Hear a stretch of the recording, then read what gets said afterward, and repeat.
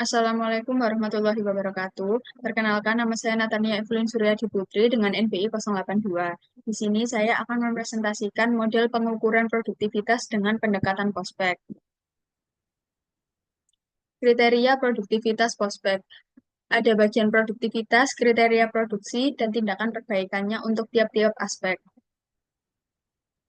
Rumus rasio produktivitas dari 6 aspek ini memiliki masing-masing rumus yang berbeda-beda, seperti yang tertera pada tabel di bawah ini. Rumus indeks produktivitas. Ada indeks produktivitas periode dasar dan indeks produktivitas periode saat ini.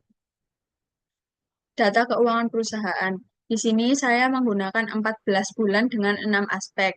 Yang pertama ada aspek produksi, organisasi, penjualan, produk, tenaga kerja, dan modal. Di sini saya mengambil contoh aspek produksi. Data rasio produktivitas aspek produksi seperti yang ada di tabel sebelah kiri dan hasil perhitungan nilai rasio produktivitas aspek produksi didapatkan dari pendapatan bersih dibagi nilai HPP. Lalu ada grafik rasio produktivitas produksi. Berdasarkan grafik di atas, rasio produktivitas tertinggi yaitu berada pada bulan April dengan nilai sebesar 1,29. Lalu untuk rasio produktivitas terendah pada bulan September, yaitu dengan nilai sebesar 0,70, dan nilai rasio produktivitas tengah-tengah antara rendah dan tinggi berada pada bulan November, yaitu 1,13. Untuk indeks produktivitas aspek produksi dengan data seperti yang tertera pada tabel di bawah ini, grafik indeks produktivitas aspek produksi. Berdasarkan grafik di atas, indeks produktivitas produksi tertinggi berada pada bulan April, yaitu sebesar 1,60.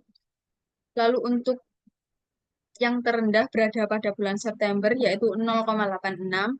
Dan untuk indeks produktivitas produksi yang tengah-tengah, tidak rendah dan tidak tinggi, berada pada bulan Januari, yaitu 1,29. Rata-rata rasio produktivitas seluruh aspek. Di bawah ini hasil perhitungan rata-rata rasio produktivitas seluruh aspek. Grafik rata-rata rasio produktivitas seluruh aspek. Berdasarkan grafik rata-rata rasio produktivitas keseluruhan aspek, nilai tertinggi berada pada aspek organisasi dengan nilai sebesar 1,06, lalu untuk nilai terendah berada pada aspek tenaga kerja dengan nilai sebesar 0,84, dan untuk nilai tengah-tengah berada pada aspek produksi sebesar 0,96. Hasil perhitungan indeks produktivitas seluruh aspek, seperti yang tertera pada tabel di bawah ini.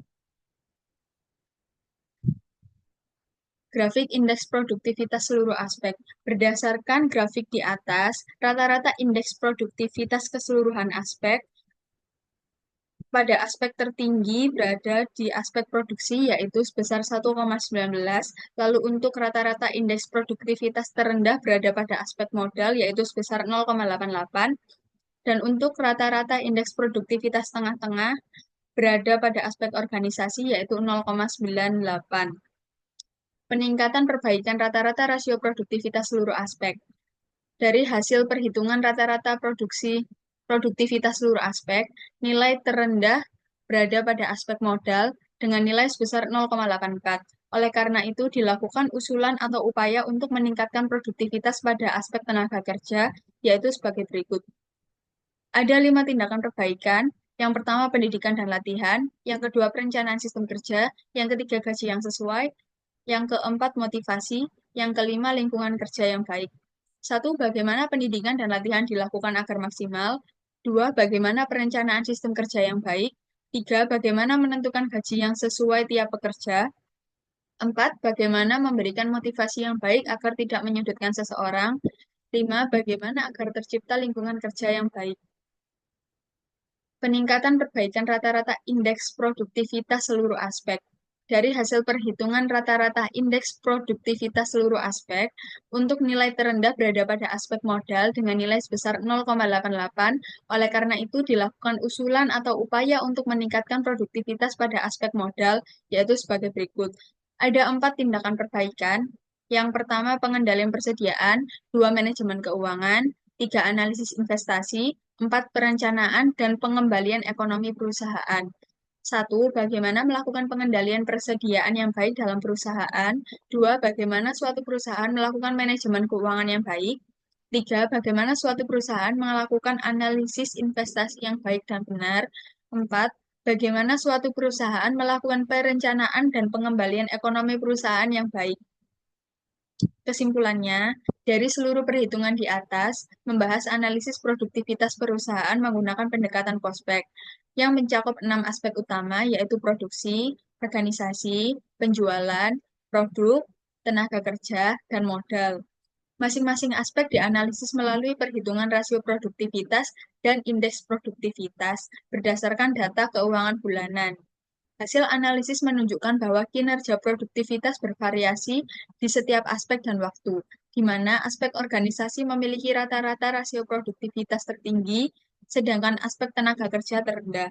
Sementara itu, dari sisi indeks produktivitas, aspek produksi mencatat nilai tertinggi, sedangkan aspek modal yang terendah. Berdasarkan perhitungan tersebut, usulan perbaikan produktivitas difokuskan pada aspek yang memiliki nilai terendah.